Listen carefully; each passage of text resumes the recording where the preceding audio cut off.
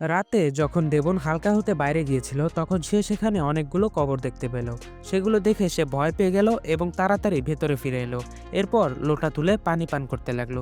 তখন উপরের ঘরগুলো থেকে শিকলের শব্দ তার কানে এলো। সে শব্দের উৎস দেখতে উপরে গেলে এমন মনে হলো যেন কেউ শিকলে বাঁধা আছে। সেই ভয়ঙ্কর ছায়া দেখে দেবন আরো ভয় পেয়ে নিচে দৌড়ে এলো। সকালে যখন সে ঘুম থেকে উঠলো তখন দেখলো পটি চৌসর নিয়ে বসে আছে।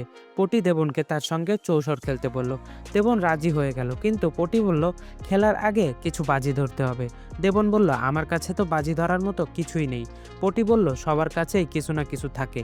দেবন বলল এই ধুতি ছাড়া আমার কাছে আর কিছুই নেই। পটি বলল তুমি তোমার সময়টাই বাজি ধরো।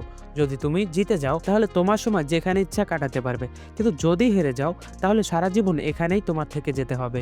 এ কথা শুনে দেবন উঠে দাঁড়ালো এবং চৌসর খেলতে অস্বীকার করলো, কারণ সে সেখানে থাকতে চায়নি। কিন্তু পটি তাকে খেলতে জোর করতে লাগলো। তখন দেবন রাজি হলো না। তখন পটি তার কাছ থেকে পাশা চাইলো, কিন্তু দেবন যখন পাশা দিতে গেল পটি হঠাৎ হাত পিছিয়ে নিল। ফলে পাশাগুলো চৌসরের উপর পড়ে গেল। পটি হেসে বলল খেলা শুরু হয়ে গেছে, এখন তো তোমাকে খেলতেই হবে। দুজনের মধ্যেই খেলা শুরু হলো। দুজনেই নিজের নিজের চাল দিতে লাগলো। তাহলে কি দেবন জিতে সেখান থেকে চলে যেতে পারবে, নাকি পটির ফাঁদে পা দেবে? জানতে হলে ভিডিওতে লাইক করে চ্যানেলটি সাবস্ক্রাইব করুন।